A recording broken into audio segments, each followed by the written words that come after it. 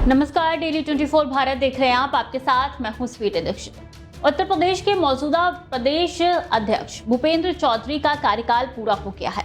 अब नए साल में पार्टी को उसका नया अध्यक्ष मिलने जा रहा है, लेकिन नया अध्यक्ष कौन होगा और किस तबके से होगा, इसको लेकर सियासी चर्चाओं का दौर शुरू हो गया है। सूत्र बता रहे हैं कि बीजेपी इस बार यूपी में दलित समाज से अध्यक्ष बनाकर इतिहास बनाने जा रही है।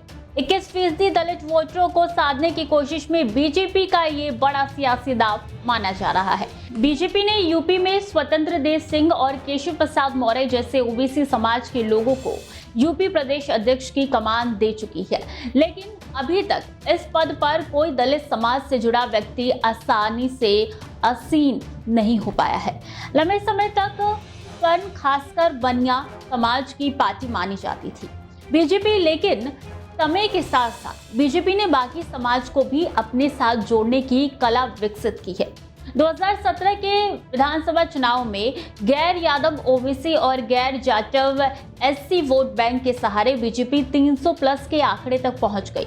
2022 में दलित लाभार्थियों और बसपा से मोह भंग कर चुके दलित वोटरों का भी समर्थन बीजेपी को मिला और बसपा का वोट बीजेपी के तरफ शिफ्ट होने से 275 सीटों के साथ बीजेपी की शानदार वापसी हुई। लेकिन लोकसभा चुनाव में पीडीए और संविधान के मुद्दे पर विपक्ष ने दलित वोट बैंक में सेंध लगाने में कामयाब हो गई और यूपी में बीजेपी का प्रदर्शन निराशाजनक रहा। अब दलित समाज का 21% वोट बीजेपी के साथ मजबूती से जुड़े, इसको लेकर यूपी में बीजेपी नया प्रयोग करने के मूड में नजर आ रही है। जिन नामों की सबसे ज्यादा चर्चा है उनमें विद्यासागर सोनकर और रमाशंकर कठेरिया का नाम सबसे ऊपर है।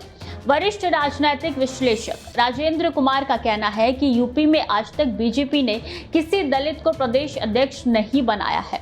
इस बार हो सकता है कि बीजेपी ये करके सबको चौंका दे, लेकिन ये जरूर है कि अगर दलित समाज से भी अगर कोई अध्यक्ष बनता है तो उसमें कम से कम संगठन के काम की समझ हो। वर्तमान अध्यक्ष की सबसे बड़ी समस्या ही यही है कि वो संगठन का काम नहीं जानते। इसके साथ ही सीएम योगी से उनके अच्छे संबंध हो और वो विवादित ना हो। रमाशंकर कठेरिया को लेकर विवाद भी है और वो सीएम के गुड बुक में नहीं आते हैं। विद्यासागर सोनकर संगठन से जुड़े रहे हैं और गैर विवादित होने के साथ साथ सीएम के गुड बुक में भी आते हैं।